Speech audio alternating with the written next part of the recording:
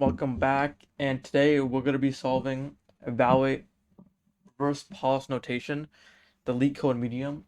And this is a classic stack problem, and it shows up in a lot of interviews because it tests whether you really understand how stacks work, not just how to use them. So let's get into it. So this problem is evaluate reverse polish notation. So before you even think about the problem, you have to go over what is reverse polish notation. So normal math is like what you're used to seeing. Oh God, what you're used to seeing normal math. It's like, let's just say parentheses 1 plus 2 times 3 minus 4. So this is a normal math equation, right? This is how you're used to normal math looking like. Now, reverse polish notation moves operators after the numbers. So this equation right here would become 1, 2, then plus 3 times 4. So just moves the operators to be after the numbers. So you see 1, 2, then plus, that means 1 plus 2. And then you see 3, and then you see multiplication. That means 4. That means 3 multiplied by 1 plus 2. And then you see 4, and then there should be a minus at the end, and that'll be minus everything, whatever is here. So that's what RPN, or reverse polish notation, is. So the rule here is when you see a number, you save it for later. And once you hit an operator, you apply it to the most recent numbers. So I'll just go over it again. So you see 1 number, 2 number, plus you apply this operator to both these numbers, which would be 1 plus 2. Then you get the 3 number. Then you hit the operator, multiplication. Then you multiply 3 by 1 plus 2, whatever you got from 1 plus 2. And then again 4 number, and then you hit another operator, minus. So you just apply that to the most recent number 4, and you subtract 4 by everything previous right here, whatever you got. So that is a rundown of reverse polish notation. So now I'll go over why a stack fits perfectly in this scenario. So a stack is, as you know, last in, first out. So that matches the rule here, use the most recent numbers for RPN perfectly. So let's just walk through step by step here. So I'm gonna have a stack here. I'm gonna just draw a stack here to visualize. Let's just have a stack. So this will be our stack, right? It's kind of bad stack, but it's fine. And then we'll go through this example here, the tokens. So this array will have 1, 2. I'm gonna not add the quotations, but you guys know it's a string based off that. So 3 times 4, then you have a subtraction, minus. So let's say we're going through this array, right? So you see token 1 is what? It's a 1. It's a number. You push 1 to the stack because you just want to remember the numbers, right? You don't want to do anything. When you see a number, just push on the stack. Then next 2, another number, just push. Nothing crazy yet. And then now you hit an operator. Now what do you do when you hit your operator?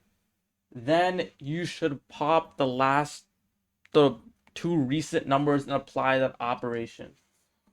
So, and then push that value onto the stack. So you pop 1 and 2, right? You would pop 1 and 2, pop them out the stack, and then you would just add them.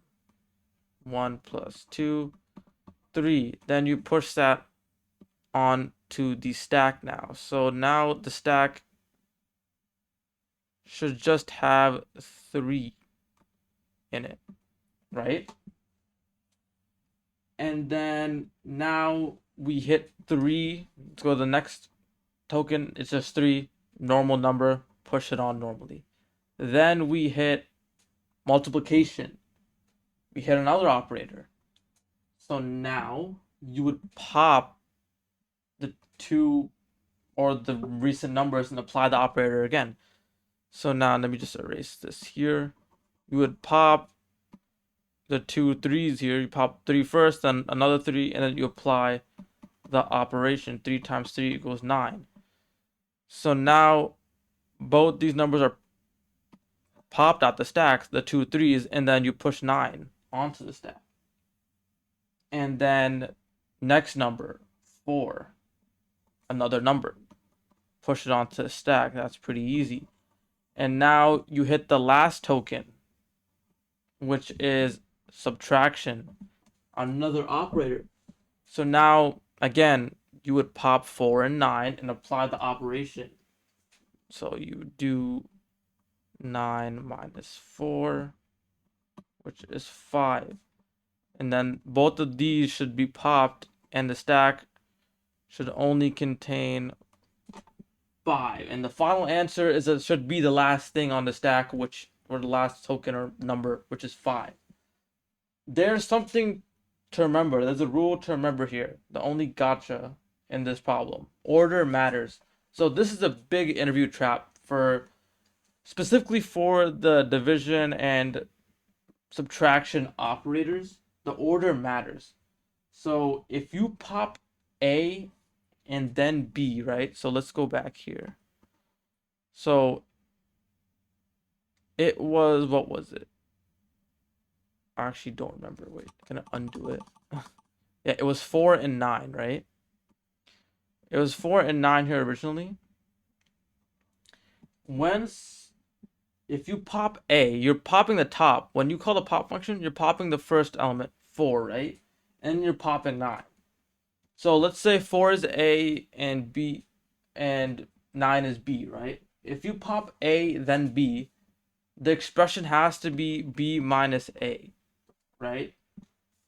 So the first pop is the right operand and the second pop is the left operand. Just make sure you don't make any calculation errors. And the same thing with division. Another thing with division though is the problem states division truncates towards 0. So in Python, the int function, you just do int b divided by a, does that truncation behavior that we need. So those are the only 2 things to remember. Make sure you don't get that wrong in the problem. So now that we've gone over this, let's just jump right into the code and start coding it up here. So now let's just code it up. So first, let's just define our stack. So this stack holds the numbers we haven't used yet. That's what the stack will do. And then now we just go through the tokens from left to right. So for char and tokens, for each character and tokens, looping through the array. So now we need a bunch of conditionals here. So let's start with the conditionals is for if we hit an operator. So let's say we hit an operator. So if, let's say, the character is equal to the addition operator. Let's say we land on the addition operator. What do? Then we would just stack dot append. We're adding to the stack the sum of the most recent numbers. So we just add pop. We would pop the 2 numbers and add them and just append that to the stack. So that's what this does for us right here. So this will add the sum of the last 2 numbers and we'll make sure it'll be added to the stack. And for plus, for addition, order does not matter. So you just pop top 2 numbers, add, and then you push it back. And now let's say I go to the second one. Let's go else if. Now let's say the character, let's say we land on a subtraction operator now. then this is where order matters. So A is the most recent number, which is the right side, and B is the one before it, like we said before, right? So we can just define two variables, A and B, stack.pop and stack.pop again. So A is the most recent number and B is the one before it, the left side. And you need to do left to right, right? So you have to do the left minus the right. So you would push, right? You would push B minus A. So so the calculation is accurate and correct, mathematically correct. So now let's go to the next case. Here, let's go to the next else. Right, let's say we land on the character, let's say we land on the multiplication operator now. Here, order doesn't matter. Same as addition. When you're multiplying, the order does not matter. So you can just simply just append. It's the same thing as addition. Just append the last two numbers and multiply them.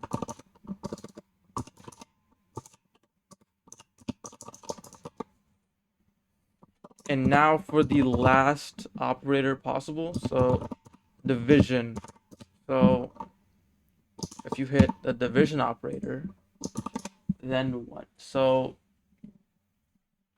again, same subtraction, order matters. So you would define A and B. You would have stack.pop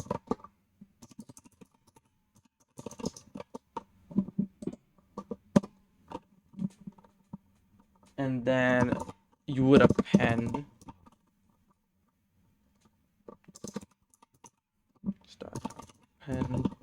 and here we have to use the int function because the problem wants truncation towards 0. So also another important thing here is you might think of using floor division. Don't use floor division here because that would floor for negatives, and that's not the same as truncating towards 0. So it's important to use the int function and just do normal division because that is correct. And now, otherwise, let's say you're on the token and it's not operated at all. Let's say it's just a number. If we reach to this last condition, that means it's a number. Then you would just simply append. Like we said, just append the numbers. Stack.append, and remember the tokens array is a list of strings. The tokens list is a list of strings, so you need to convert that into an integer.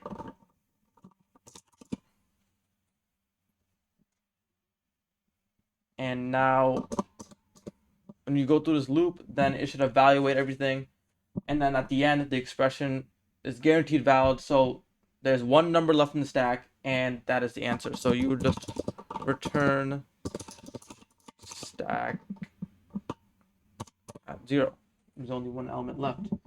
So now, if I didn't make any mistakes here, this should work. The test cases have passed. Let's run it. As you can see, it's pretty efficient. And there you go.